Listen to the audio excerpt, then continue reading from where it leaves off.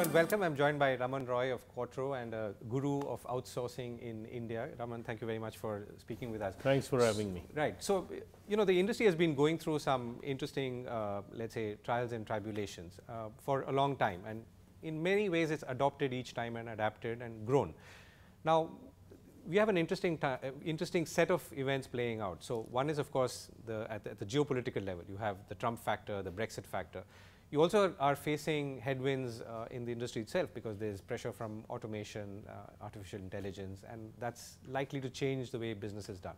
So, take us through what is primary on your mind as you tackle these issues, and how are you responding to each of them, and how are you prioritizing them? See, whichever way you look at it, those pressures that you speak about are real. Yeah.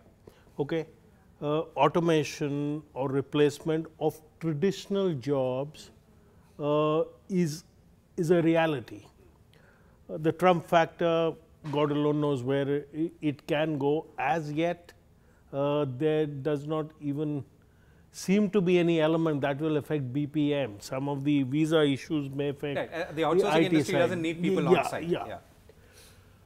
So, but simultaneously, if you at the NILF sessions of what we've been having, if you just heard the keynote session today, segregate everything else out, just that session, the cognitive aspects that IBM is speaking about, where they are saying that AI coupled with human beings can be replace the doctors. next. Not replace, or at least supplement. Yeah, but it could dramatically enhance. It may not replace, but it can dramatically enhance that capability.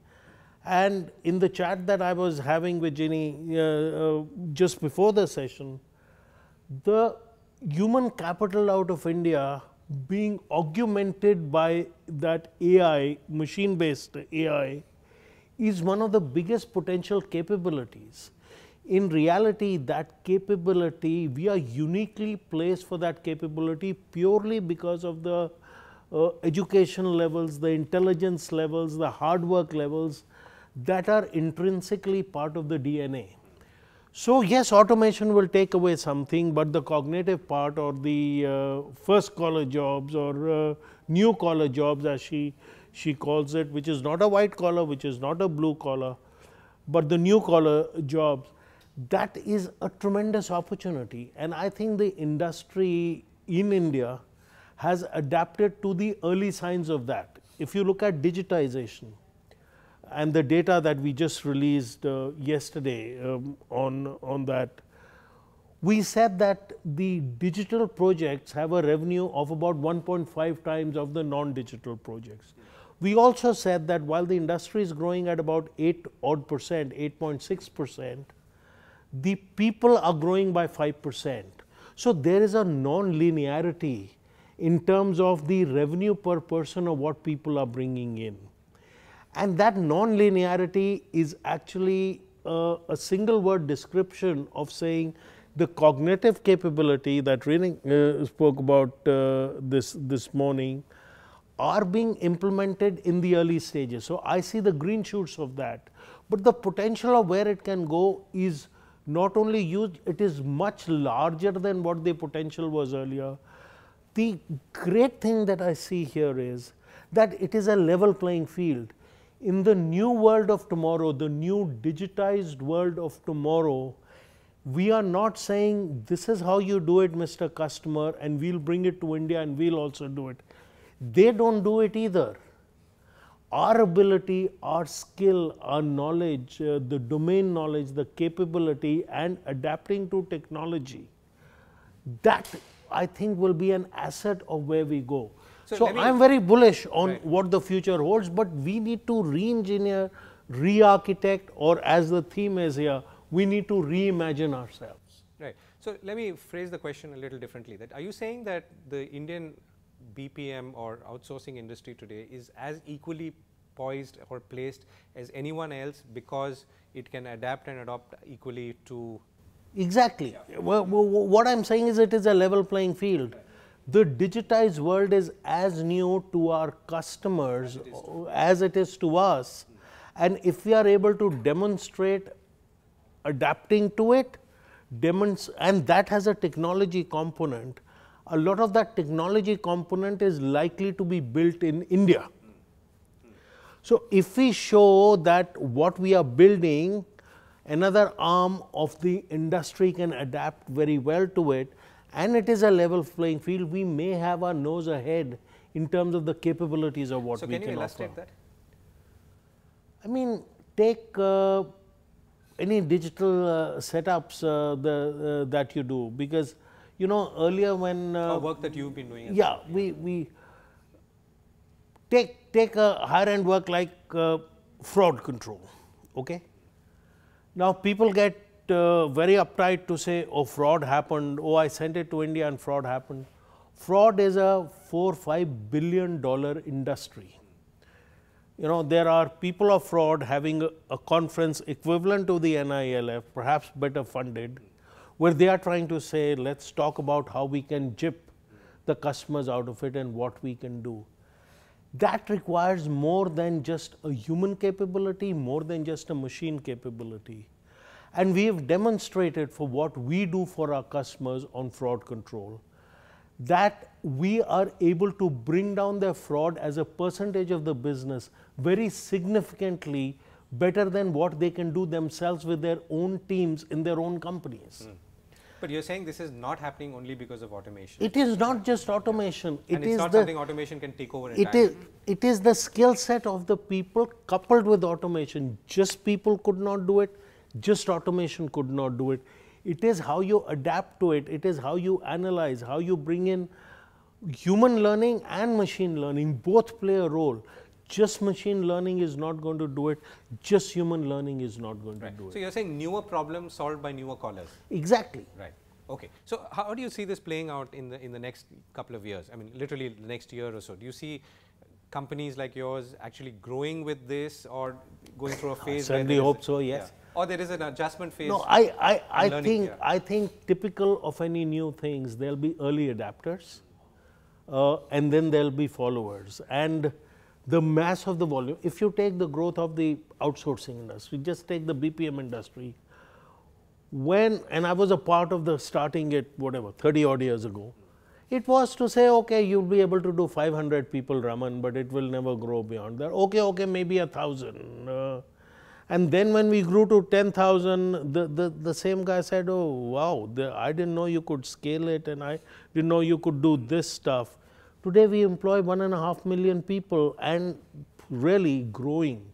But there were early adapters who took it, who took a chance, and not everything went well. Some things went very well, some things went so-so, and some things went bad.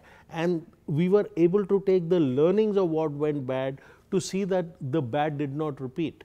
In the new world also, there will be early adapters and there will be mistakes. And as long as we learn from those mistakes, as long as the companies learn from those mistakes, and there is a corporate learning element, there is not an individual learning element that is there. Right. So, you talked about fraud control as an example. So, that's a new problem that requires a new solution with a new set of people. Exactly. Right? So, can you give us 2 or 3 more examples which is going to keep the industry busy and for which we have to reskill? Take the financial services industry is going to go for digitization. You know, you will not need to visit a bank. Whole lot of aspects of digitization. One aspect is that we will be creating those platforms, those apps out of the wonderful IT companies that we've created. But the issues that will come out that will need support on that, because at the back end, take a mortgage and a credit card. The mortgage system of a financial services industry is totally different than the credit card system. The app is an app for the customer. At the back end, it has to cater to multiple systems, and there may be things that are required. 80% of the transactions may go through automatically, 20% require that manual intervention, but the intervention is of a higher level. Unlike, say, a data entry intervention or a rule-based intervention, this requires problem-solving capabilities. This requires a domain knowledge, and this requires, and in this example, it requires a domain knowledge of the mortgage industry because it is linked with mortgage, domain knowledge of the credit card industry because it is linked to that credit card, and then you're trying to link those things together. India is uniquely placed to be able to offer those capabilities. So for every 100 scalability, sorry, one last point. It is not that you cannot find 100 people to do that in some of the more advanced markets or some of the other markets who think they compete with India for that outsourcing piece. But scalability, 100 people you can get, but can you get 1,000, and can you say this is working, now I'm going to move to 5,000. That scalability aspect, the aspect that the raw material is of a different caliber of what comes to India, that is our strength, and we as an industry need to build on that strength. So last question there. So for every 100 people employed by the BPM, business process management industry, how many will actually move to the kind of world that you're talking about, and how many will perhaps be left behind? Well, to my mind, it's a little difficult to look at the crystal ball and do the percentages. But again, you heard Chandra talk about the IT services industry yesterday. The traditional work is not going to go away. So it is how rapidly our customers will move to the new platform. See, we are not the drivers. It is not to say that, you know, I can service your account setups through an app, and therefore, Mr. Customer, why don't you move to the app? In real life, it doesn't work like that. In real life, the customer says that this segment of my business, I'm moving to the apps, will you service it? But the other segment, I don't have the money or the bandwidth or the capability to do it right now. I will keep doing it the traditional way. Can you ensure the service happens? So, as long as we are able to support the customer, and what I tell the customer is, my challenge is not to have more than 3 to 4 weeks gap when my customer decides to go to a different direction, not more than 3 to 4 weeks gap for me to be able to service him or her. Because it is not that there is a switch they'll turn on, they'll talk to us and say this is what we are doing, and in that time frame, we have to be ready to be able to service them. So the timing will be driven by customers, the timing will be driven by technology, adaptation by the customers and our customers' customers. Yeah. So people have to finally download those apps, which they may not. Yeah, which they may not. Yeah. So all in all, you're saying that the next year it's turbulent, but then not the turbulence that you're not used to. So you'll see some starts and stops, you'll see some errors. Sadly, some things will blow up in our face because they are new things, and it is not. We had the advantage earlier to say, let us see how you do it, we'll do it that way. Now our customer doesn't know how to do it, we don't know how to do it. So some things, unfortunately, will have to be learnt on the fly. But it is fun times. In revenue terms, the growth will be much larger than in headcount terms. So it will be non-linear. But we will add a lot more headcount, and the capabilities that we'll bring to the party will be more global than to a particular level or of a rule-based kind of a thing. It will be more skill-based. That's a very optimistic note to end on. Thank you so much, Raman. Thank you so much.